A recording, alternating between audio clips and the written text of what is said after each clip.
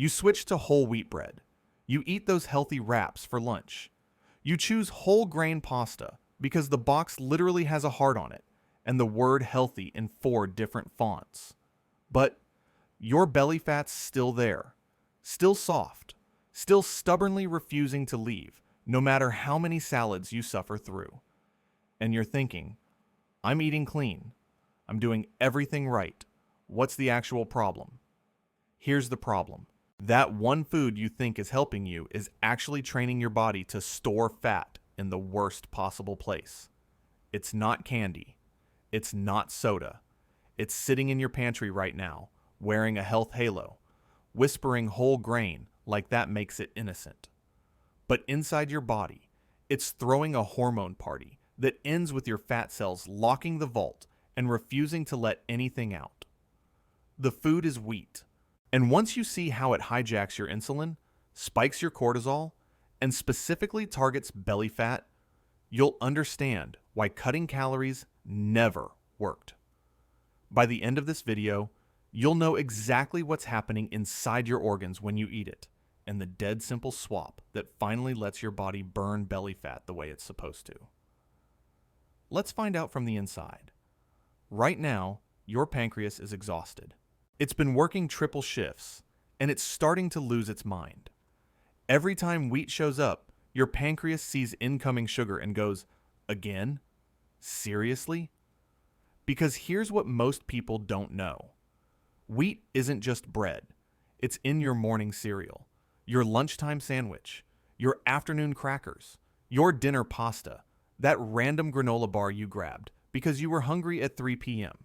You're eating it 3, 4, 5 times a day, thinking you're being responsible because the package says whole grain or multigrain or heart healthy. Meanwhile, your liver is standing there like a warehouse manager watching delivery trucks pull up every 2 hours yelling, "Where am I supposed to put all this?" See, wheat does something sneaky. It breaks down into glucose faster than you think. Way faster. Whole wheat bread spikes your blood sugar almost as fast as white bread. Your body doesn't care about the fiber marketing or the feel-good label on the front. It sees sugar. It sends insulin. And insulin has one job: store this energy before it causes damage. But when insulin shows up constantly, hour after hour, day after day, your fat cells start to resist. They're like, "Dude, we just stored stuff 90 minutes ago. We're at capacity." Except your belly fat cells. They're different. They never get resistant.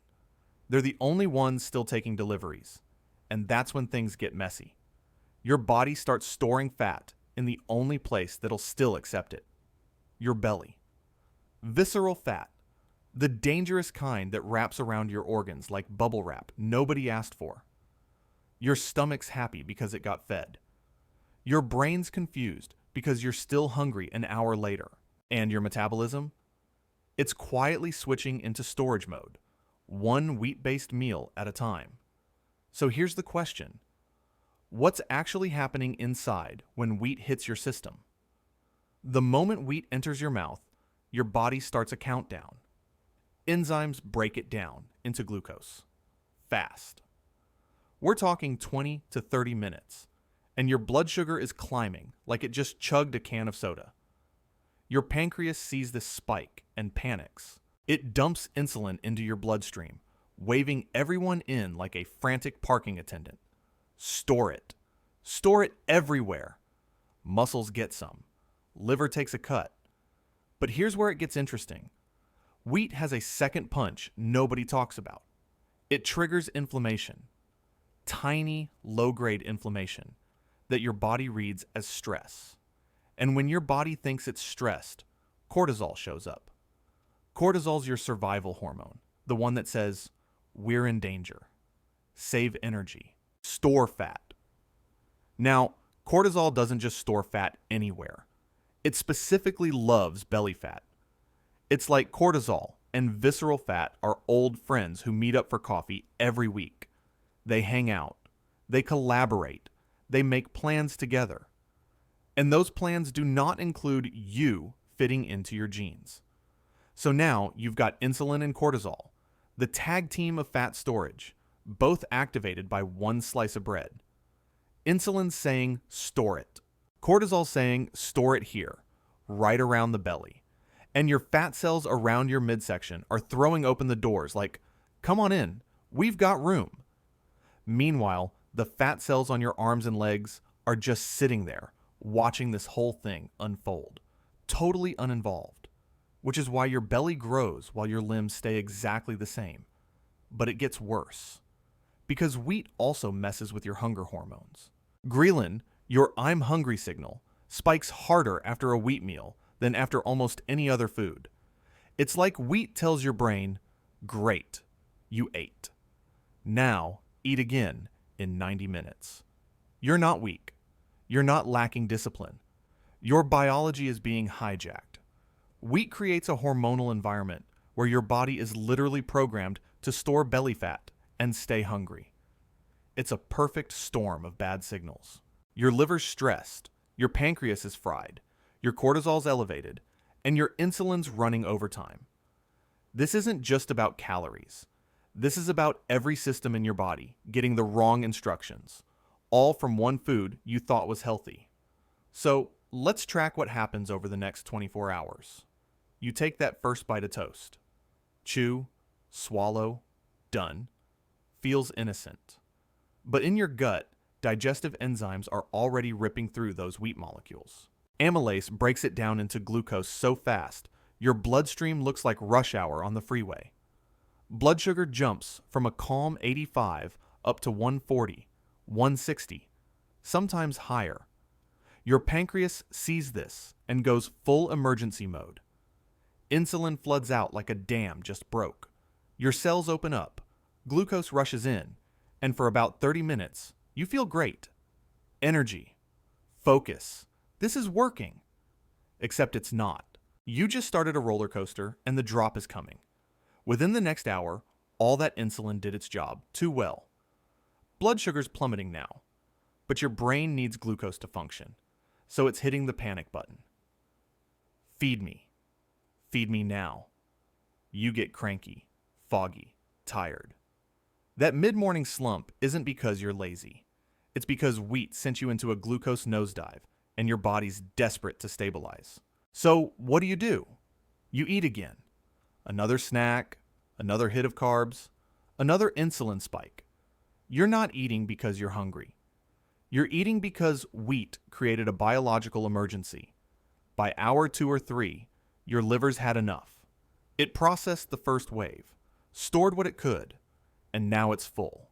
But insulin's still knocking, still delivering glucose like it's prime delivery day. So your liver converts the excess into triglycerides and ships them to fat cells.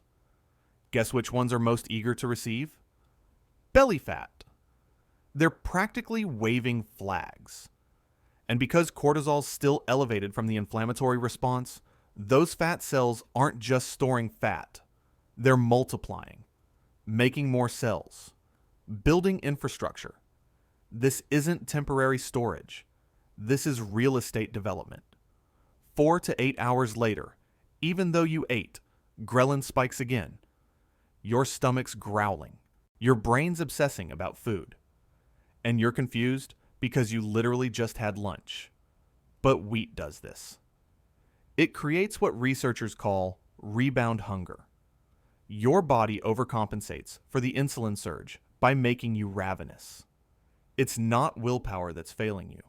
It's wheat programming your hormones to keep you eating. By dinner, you're starving, and the cycle starts all over. That low-grade inflammation from wheat, it doesn't just disappear after 8 hours or 12 hours. Your immune system stays slightly activated, your cortisol stays slightly elevated, and your insulin sensitivity gets slightly worse. Do this every day for weeks, months, years, and slightly becomes significantly. Your metabolism slows to protect itself. Fat burning slows down.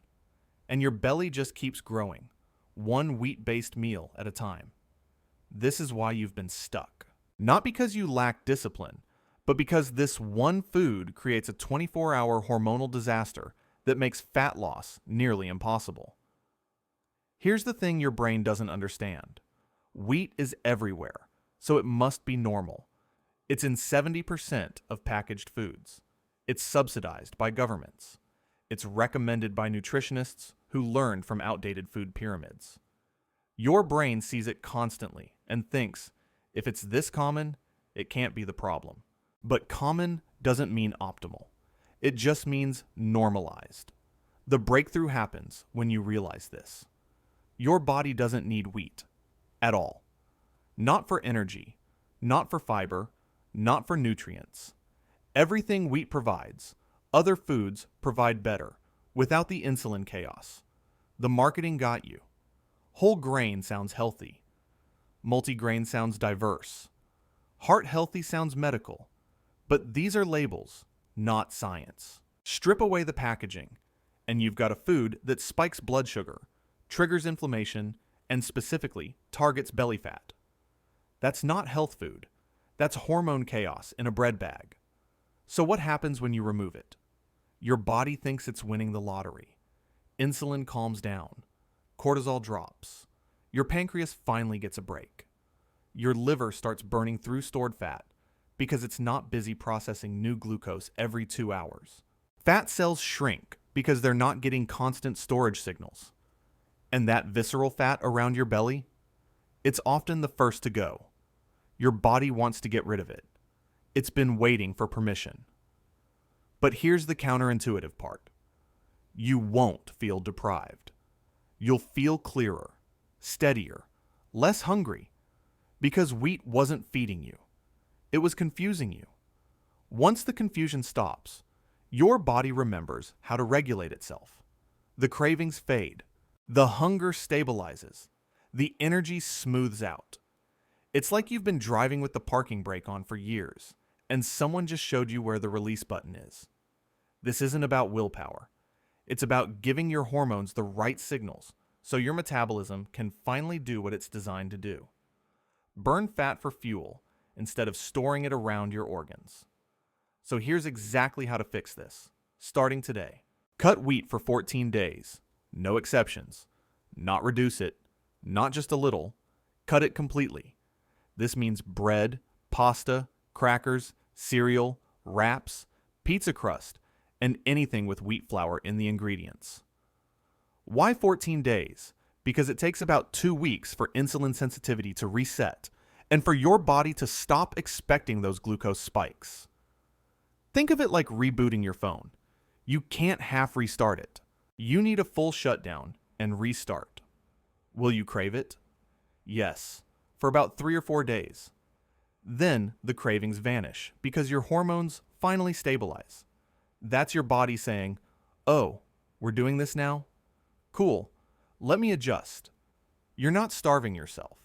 You're swapping chaos for calm. Instead of toast, try eggs with avocado. Instead of pasta, try zucchini noodles or cauliflower rice. Instead of crackers, try nuts or cheese. These foods don't spike insulin. They keep you full longer, and they give your body the nutrients wheat was pretending to provide. Your pancreas will thank you. Your liver will finally clear out backlog. And your belly fat will start shrinking because the storage signal is finally off. The fix is simpler than you think. Protein, healthy fats, and vegetables. That's the formula. No insulin chaos. No cortisol spike. No visceral fat storage. Now, wheat is sneaky. It hides in soy sauce, salad dressings, soup thickeners, processed meats, and protein bars.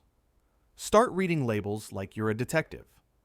If you see wheat, flour, malt, or starch without a qualifier like cornstarch, it's probably wheat. The food industry loves wheat because it's cheap and addictive. Your job is to catch it before it catches you. Don't replace wheat with gluten-free junk. Gluten-free cookies still spike insulin. Don't go zero carb.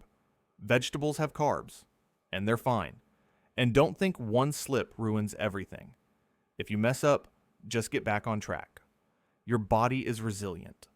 Once the baseline is steady, occasional wheat won't destroy progress. But give yourself those 14 clean days first. So let's bring it all together.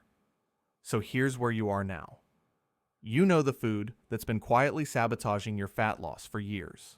You know why it works against you. The insulin spike, the cortisol response, the hunger loop, the belly fat preference, and you know the simple protocol to fix it. 14 days, clean swap, read labels. Your body isn't broken. It's been responding exactly as it should to the signals wheat was sending. Remove the bad signal, and the system corrects itself. Your belly fat isn't permanent. It's just been waiting for the right conditions to leave. You didn't just learn a diet tip. You learned how your organs actually respond to food, which means you're not guessing anymore. You're in control. Your pancreas gets a break. Your liver clears the backlog. Your fat cells stop receiving storage orders. And that visceral fat around your belly. It goes first because your body wants it gone as much as you do. You've been fighting the wrong battle. The enemy wasn't your willpower. It was a food wearing a health halo, convincing you it belonged on your plate. Now you see it for what it is. Your metabolism just got a second chance. Don't waste it.